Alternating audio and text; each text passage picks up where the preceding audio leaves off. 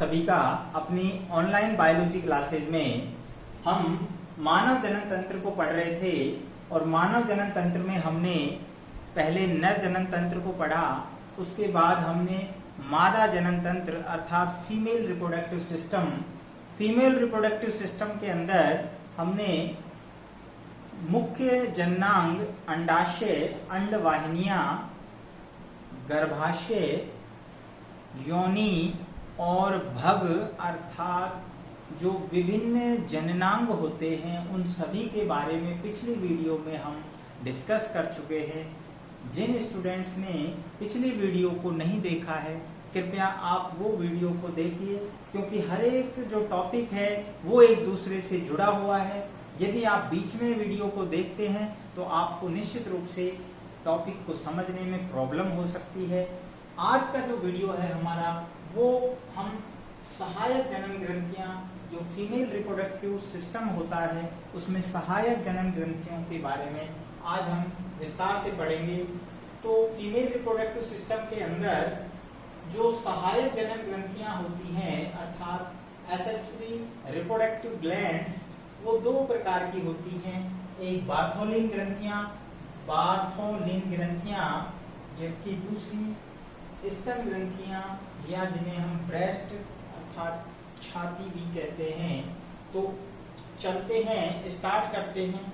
हमारा डायग्राम भी जो है हमने यहाँ पर दिखाया है, जिसमें हमारे पास क्वेश्चंस आते हैं कि जो ह्यूमन के अंदर स्तन ग्रंथियां जो होती हैं उनकी संरचना का चित्र बनाइए। माध्यमिक शिक्षा में बोर्ड में कई बार जो है ये पूछा गया है। तो शुरुआत करते हैं कि सहायक जनन ग्रंथियों में सबसे पहले नंबर पर हम बात करते हैं बार्थोनिल ग्रंथि। बार्थोनिल ग्रंथियां जो होती हैं वो स्त्रियों में एक जोड़ी सैम के बीज की आकृति के समान वेस्टिब्यूल के पार्श्व में वृहद भगोष्ठ पर स्थित होती है। पिछली वीडियो में हमने पढ़ा था कि जो फीमेल रिप्रोडक्टिव सिस्टम में बाह्य जननांग होते हैं वहां पर जो लेबिया मेजोरा अर्थात जो वसा के जो लिप के समान स्ट्रक्चर होते हैं उन पर पार्श्व में एक जोड़ी सैम के बीज के आकार की जो है ग्रंथि स्थित होती है, जिन्हें बार्थोनिल ग्रंथियां कहते हैं। और ये मेल की काउपर ग्लैंड्स के समजात होती हैं अर्थात होमोलोगस होती हैं। मैथुन के समय ये चिपचिपा, क्षारीय और स्नेहक द्रव स्रावित करती हैं। ध्यान रखना, ये मैथुन के समय चिपचिपा, स्नेहक और क्षारीय प्रकृति का द्रव स्रावित करती हैं। और ये जो है लुब्रिकेटिंग होता है, इसलिए इसका जो कार्य है वो क्या है, वेस्टिब्यूल व भग को नम व चिकना बनाए रखना। अर्थात यहाँ पर जो वेस्टिब्यूल जो हमने बात की प्रधान होता है, वहां पर जितने भी बाह्य जननांग होते हैं उन सबको क्या करेगा, नम बना के रखता है, चिकना बना के रखता है। जैसा कि हम कह रहे हैं लुब्रिकेटिंग का काम करता है।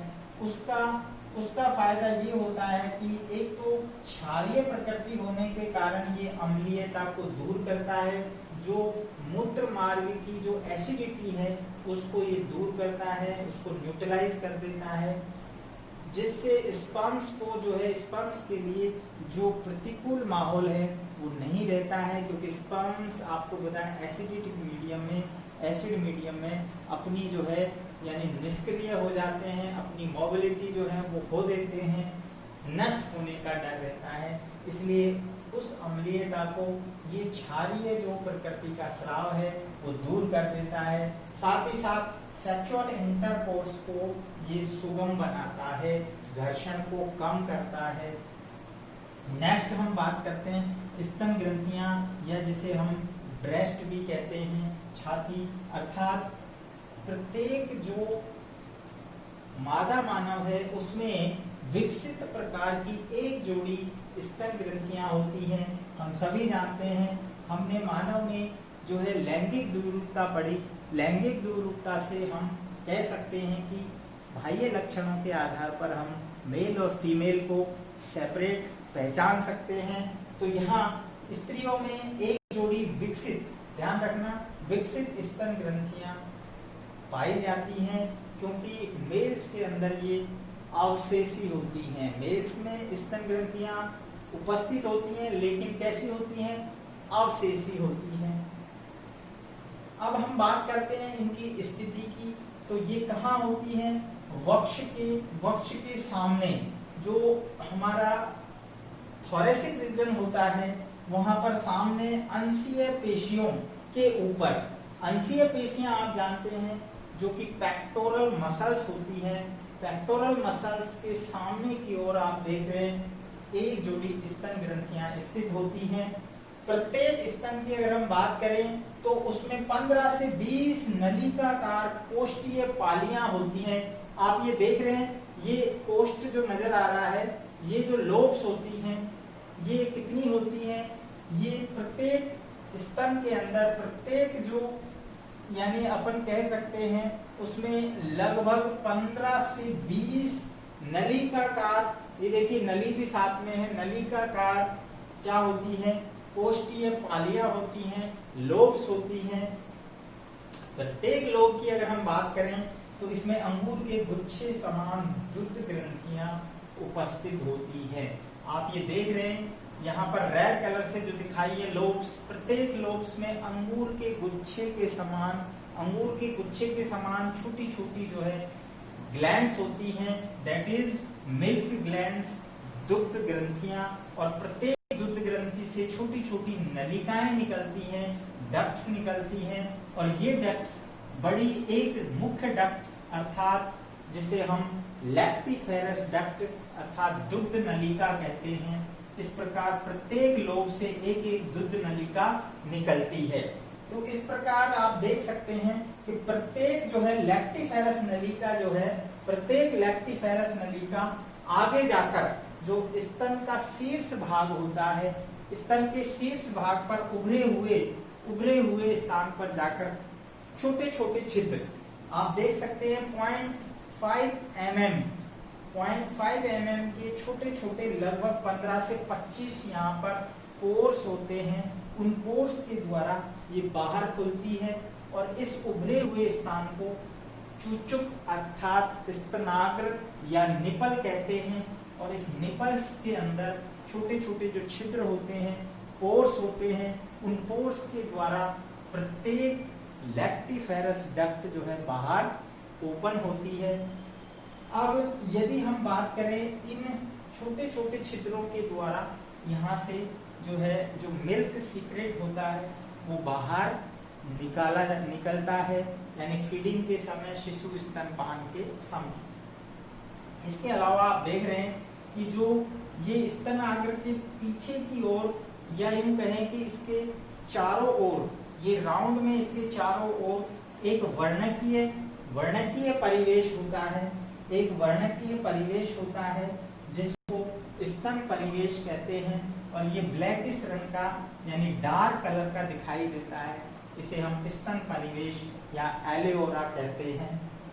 यहाँ आगे अगर हम बात करें तो जो मिल्क ग्लैंड्स होती हैं उनमें आप देख रहे हैं यहाँ पर इस डायग्राम में अच्छी तरह समझ सकते हैं, बाहर की तरफ यहाँ जो है वसाकाय होती है, दोनों तरफ आप देख रहे हैं जो इसका परिधीय भाग है वहाँ पर वसा पिंडक होते हैं।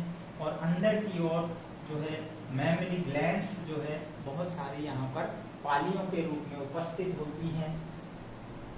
अगर हम इनकी वृद्धि की बात करें तो फीमेल्स के अंदर इनकी जो वृद्धि है वो डिपेंड करती है कुछ स्पेसिफिक हार्मोन्स के ऊपर, जैसे सोमेटोट्रोपिन, प्रोलैक्टिन, एस्ट्रोजन जो फीमेल हार्मोन होता है, progesterone another female hormone, oxytocin आदि जो हार्मोन्स हैं उनके ऊपर निर्भर करती है इसकी ग्रोथ। तो ये जो है यानी जैसे ही व्यस्क अवस्था आती है तो इन हार्मोन्स का सिक्रेशन बढ़ जाता है। हम जानते हैं ओवरी के द्वारा एस्ट्रोजन और प्रोजेस्टेरोन फीमेल हार्मोन्स का स्राव होता है जो इन ग्रंथियों के डेवलपमेंट के लिए उसको मोटिवेट करता है। और ध्यान रखना, ऑक्सीटोसिन जो होता है, ऑक्सीटोसिन जो होता है वो प्रसव अवस्था के बाद मिल्क सीक्रेशन के लिए प्रमोट करता है। मिल्क सीक्रेशन ऑक्सीटोसिन हार्मोन के द्वारा होता है। तो ये दोनों ही काम करता है, ग्लैंड्स को जो है डेवलपिंग के लिए भी और मिल्क सीक्रेशन के लिए भी। तो आफ्टर यानी जो प्रसव अवस्था है उसके बाद जो है मिल्क का सीक्रेशन होता है। अब बात करें तो मिल्क जो होता है अर्थात जो इन ग्रंथियों का स्राव होता है उसे मिल्क कहते हैं, हम सभी जानते हैं। इनका जो स्राव है वो क्या कहलाता है, मिल्क। और दूध जो होता है उसमें वसा है, लैक्टोज है, लैक्टोज शर्करा होती है। हम जानते हैं दूध में कौन सी वसा पाई जाती है, लैक्टोज। अगर प्रोटीन की बात करें तो वहां पर केसीन प्रोटीन होता है, लाइसोजाइम एंजाइम होते हैं। इसके अलावा कैल्शियम, विटामिन और प्रतिरक्षी अर्थात इम्यूनोग्लोबिन जो है वो इम्यूनोग्लोबिन ए पाई जाती है। ये बहुत ही इंपॉर्टेंट है। यहाँ क्वेश्चन पूछा जाता है कि मानव में जो प्रथम दूध लेते हैं अर्थात जो शिशु जो है प्रसव अवस्था के बाद पहला जो गाढ़ा पीला दूध होता है दैट इज कोलेस्ट्रम, और उस कोलेस्ट्रम से हमें कौन सी एंटीबॉडी मिलती है, दैट इज IgA, इम्यूनोग्लोबिन ए जो है ये हमें यानी रोगों से लड़ने के लिए शिशु के अंदर जो है उसको रोगों से लड़ने के लिए प्रतिरक्षा जो है उसमें डेवलप करती है और साथ ही साथ उसको पोषण देती है। शिशु को जो मिल्क है वो पोषण प्रदान करता है। और ऐसा मानते हैं कि शिशु को जन्म के लगभग 6 महीने तक, बर्थ के आफ्टर 6 मंथ, केवल जो दूध होता है यानी मिल्क ग्रंथियों से निकला माँ का जो दूध होता है वो संपूर्ण कंप्लीट जो है न्यूट्रिशन होता है। इसके अलावा उसे कुछ नहीं देना चाहिए। ये अपने आप में उसे न सिर्फ पोषण देता है बल्कि विभिन्न रोगों से लड़ने में जो है प्रतिरक्षा भी डेवलप करता है। तो इस प्रकार जो है जो फीमेल रिप्रोडक्टिव सिस्टम में बार्थोलिन ग्रंथियां और स्तन ग्रंथियां पाई जाती हैं। स्तन ग्रंथियों की आप डिटेल से संरचना पूरी तरह से समझ गए होंगे। क्वेश्चन आता है कि स्तन ग्रंथियों की संरचना का वर्णन कीजिए, तो हमें ये वाला डायग्राम बनाना है। राइट, मिलते हैं नेक्स्ट वीडियो के अंदर।